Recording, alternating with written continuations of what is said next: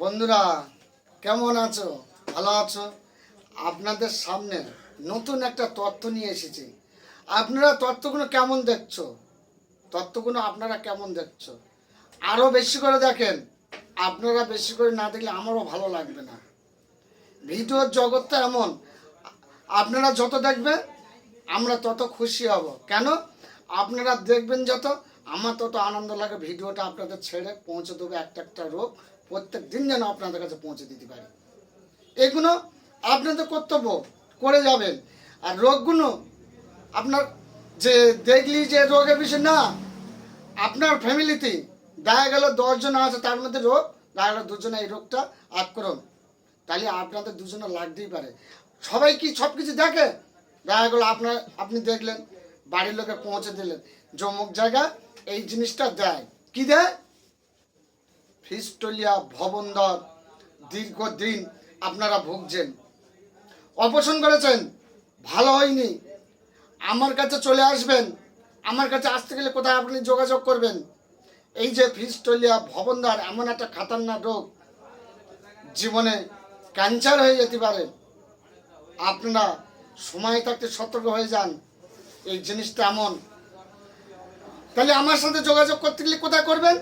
আমার এই ভিডিওটা আপনারা ফার্স্ট থেকে লাস্ট পর্যন্ত ভিডিওটা দেখবেন মনোযোগ দিয়ে, মাঝে স্কিপ করবেন না ভিডিওটা।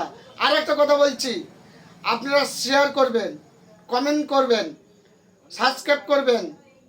এই যে আর মাঝে স্কিপ করবেন না ভিডিওটা, অনুরোধ করে আপনাদের বলছি।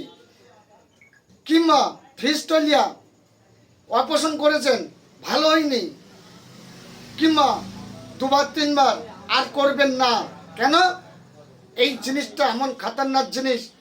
2বার 3বার যখন অপারেশন করবে ওই রুগীটা দেখা যাচ্ছে সুগারের সম্ভাবনা থাকতে পারে। হয়তো টেস্ট করেছেন, ধরতে পারবেন, টেস্ট না করলে ধরতে পারবেন না। তখন ওই জায়গাটা পছন্দ কেসে যাবে। আপনি লাখ লাখ টাকা খরচা করলে, বড় বড় ডাক্তারের কাছে গেলে আপনার ও রোগ সুস্থ করার ক্ষমতাই নেই। এ আমার 100% গ্যারান্টি। এ কথা আমার। কেন বড় বড় ডাক্তারের কাছে যাবেন? কেন? ওই জায়গাটা হচ্ছে রসের ঘর। সবসময় যেমন আমাদের জিবি রস থাকে, ওইটা হচ্ছে মলঘরটা হচ্ছে রসের ঘর। ওখানে একবার যদি রস আক্রমণ করে ওই জায়গাটা না শুকাতে পারেন, শুকার যদি থাকে মৃত্যুর দিকে হাত পৌঁছে দেবেন। তা আপনারা কোনো জায়গা যদি সুস্থ না হও, আমার এই জায়গাটা আপনারা যোগাযোগ করবেন। আপনাদের 100% গ্যারান্টি, 10 থেকে 15 দিনের মধ্যে আপনার রোগটা সুস্থ হয়ে যাবেন। আরও একটা কথা বলছি, যেমন সুগারের সমস্যা, থাইরয়েডের সমস্যা আপনাদের কমছে না কিংবা সারছে না, আমার এখানে যোগাযোগ করবেন। থাইরয়েডটা একেবারে হয়তো আপনার সুস্থ হয়ে যেতে পারে, কিংবা সুগারটা আপনার কমছে না, আমি এখানে গাছের ওষুধ আপনার মাদুলি করে দেবো, আশা করি কমে যাবেই। 10 থেকে 15 দিনের মধ্যে ওটা কমে আসবে। তাহলে আপনার কি বললাম?